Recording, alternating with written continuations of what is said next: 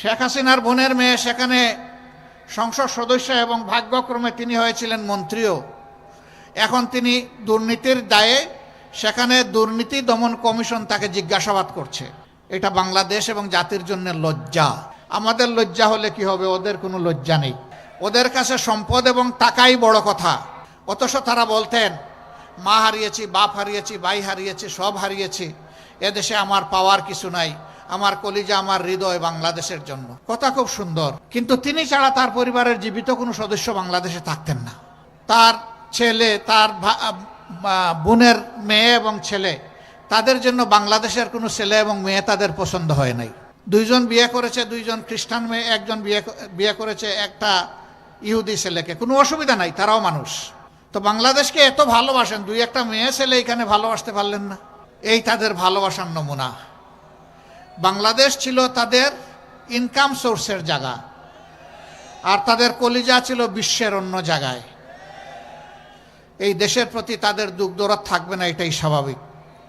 বলবেন তা গেল শেখ পরিবারের ব্যাপার, তাদের তো আরো অনেক এমপি ছিল, মন্ত্রী ছিল। খোঁজ নিয়ে দেখেন, সবগুলার ছেলে মেয়ে এখন বিদেশে। পরিবার বিদেশে। কোথায়? বেগমপাড়ায়। বাংলাদেশের শিক্ষাকে শেষ করে দিয়েছে। শেষ করবে না কেন? তাদের কোনো সন্তান তো এই দেশে লেখাপড়া করে না। কাজেই এই দেশের শিক্ষা এবং শিক্ষা প্রতিষ্ঠানের প্রতি তাদের দরদ থাকার কোনো প্রশ্নই ওঠে না। তিলে তিলে এই দেশের শিক্ষাকে ধ্বংস করে জাতির মেরুদণ্ডটা ধ্বংস করে ফেলেছে। এরপরে কষ্ট করে গরিবের সন্তানেরা এই দেশে থাকে, যেটুকু পারে নিজের মেধা দিয়ে সংগ্রাম করে একটু ভালো রেজাল্ট করে। কিন্তু রেজাল্ট করার পরে তার কাঙ্ক্ষিত আর কোনো চাকরি জুটে না, ছেলেরও জুটে না, মেয়েরও জুটে না। কৌটার জালে বন্দি। কোনো দেশে দুনিয়ায় এর নিয়ম নাই। শতকরা 56 জন চলে যাবে কৌটায়, 44 জন যাবে মেধায়। সেই মেধায় হিসাব করা হবে কোনটা কোনটা আমাদের দলের।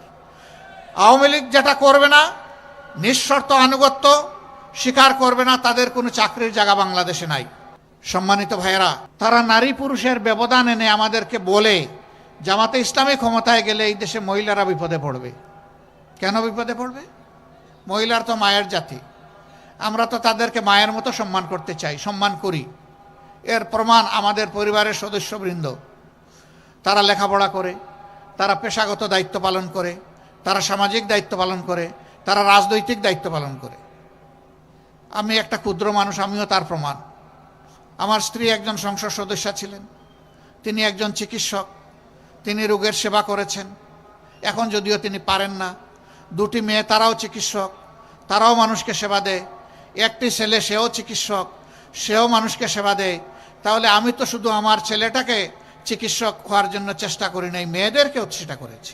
আমাদের বিরুদ্ধে এই সমস্ত অভিযোগ সম্পূর্ণ মিথ্যা। বলে হ্যাঁ, কর্মক্ষেত্রে হয়তো দিবে, কিন্তু সবাইকে কালো বোরকা পরাই দিবে। বোরকা কালো হবে না লাল হবে, সাদা হবে না বেগুনি হবে, এটা আমার দায়িত্ব না।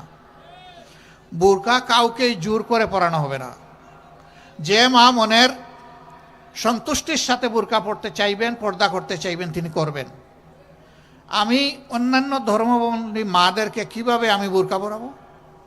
ইসলামকে আমাকে এই দায়িত্ব দিয়েছে না অধিকার দিয়েছে? কোনোটাই নাই। তারা যা পছন্দ করেন সেই রকম তারা চলবেন। শিক্ষা ব্যবস্থাকে এমন করে সাজানো হবে যাতে মানুষ বাধ্য হয় সব কয়টি মহিলাকে নিজের মায়ের দৃষ্টিতে দেখতে। এমন শিক্ষা তোমাদের হাতে ইনশাল্লাহ তুলে দেওয়া হবে যে তোমরা একটা বেহুদা কাগজের টুকরা সার্টিফিকেট নিয়ে এই দুয়ারে ওই দুয়ারে আর দৌড়াদৌড়ি করা তোমাদের লাগবে না। তোমাদের শিক্ষার পাঠ চুকে আসার সাথে সাথে কাগজের টুকরা আর তোমাদের ন্যায্য পাওনা, তোমাদের চাকরি বা কাজ তোমাদের হাতে উঠে যাবে ইনশাআল্লাহ। প্রত্যেকটি যুবকের যুবতীর হাতকে আমরা দেশ গড়ার কারিগরের হাত হিসাবে তৈরি করতে চাই। এরকম একটা জাতি যখন তৈরি হবে ইনশাআল্লাহ, এই দেশের মানুষ আর বিশ্বে চাকরির জন্য যাবে না। যেভাবে 1757 সালের আগে বিশ্বের মানুষ এই দেশে আসতো রুজি রোজগার চাকরি করার জন্য, এই দেশটা আবার তার সেই গৌরব ফিরে পাবে ইনশাআল্লাহ।